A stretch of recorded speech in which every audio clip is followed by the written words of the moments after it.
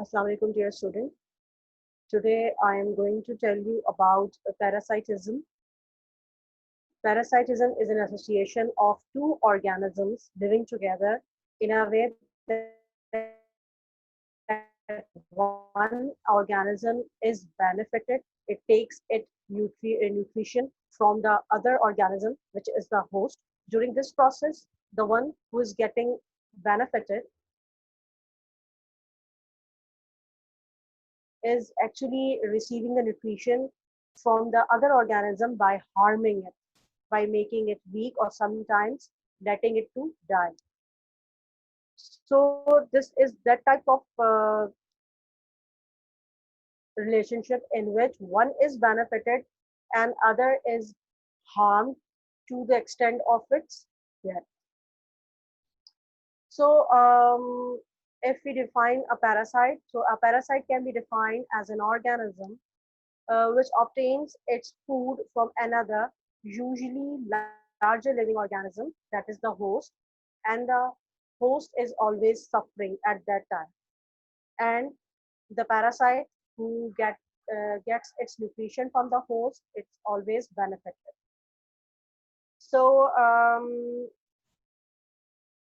if we discuss one of the ectoparasite, the insects like mosquito. Mosquito is a vector that transmits the pathogen, that is a disease causing organism of malaria. When we go through the structure of the insect, we can see that it has 6 legs. The body is divided into head, thorax, and abdomen. It has antenna. It has wings to fly. The legs are jointed, and it belongs to the class Arthropoda. And when we look into the life cycle of this mosquito, we can see that it lays its egg on the water, and these eggs has air float, which enables them to stay on the surface of the water and to obtain sufficient oxygen for respiration. During this stage, the yolk in the egg provides food. Then comes another stage, the larval stage. In about 2 days, the egg hatch into a larva. This larva is elongated, the body is segmented, and the head, thorax, abdomen can be differentiated. Um, the hind end of the abdomen bears two spiracles, which is meant for the which is meant for producing out the water for breathing. At that time, at larval stage, it feeds on microscopic plants and animals in the water by filtering the water with its feeding brush. You can see the feeding brush.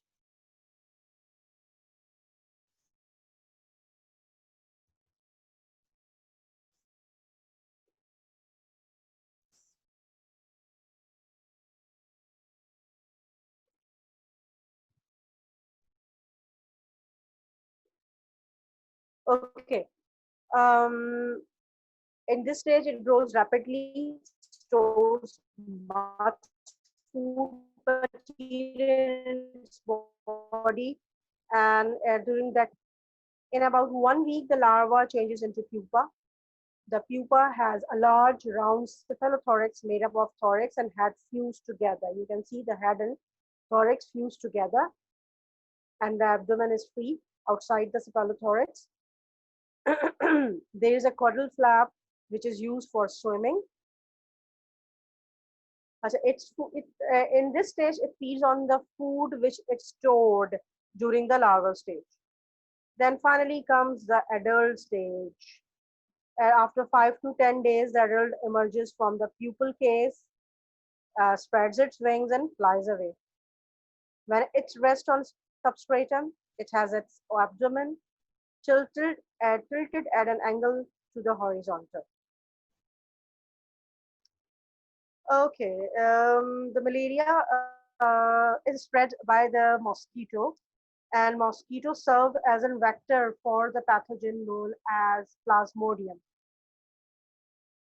So when this mosquito feed on the human blood, what happened?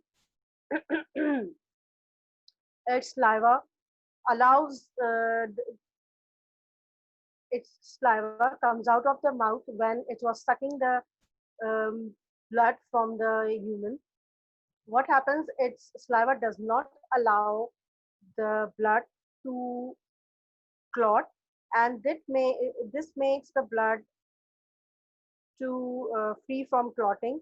And during that time, the plasmodium which lives inside the mouth of the mosquito, it travels down to the blood of the human, and that's how this pathogen plasmodium is transmitted from the mosquito to the human. And after getting infected by the plasmodium, after few days of infection, a person usually have fever.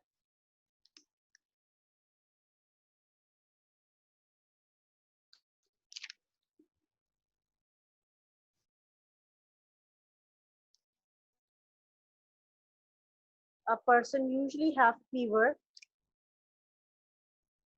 and the types of malaria in which different types of different timings for the fever are there. Like the fever occurs every 48 hours.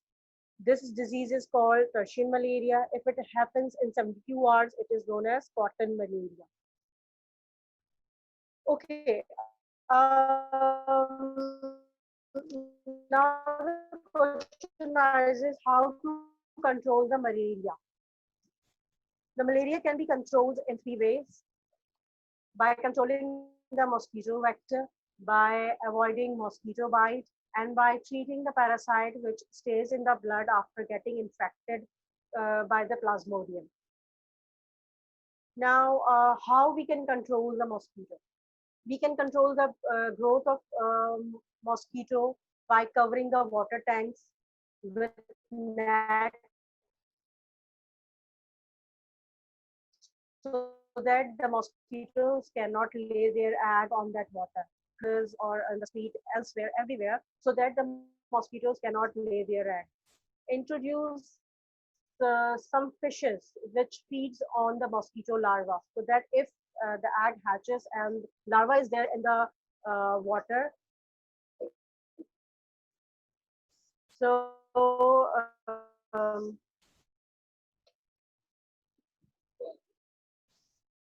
so that that fish can feed on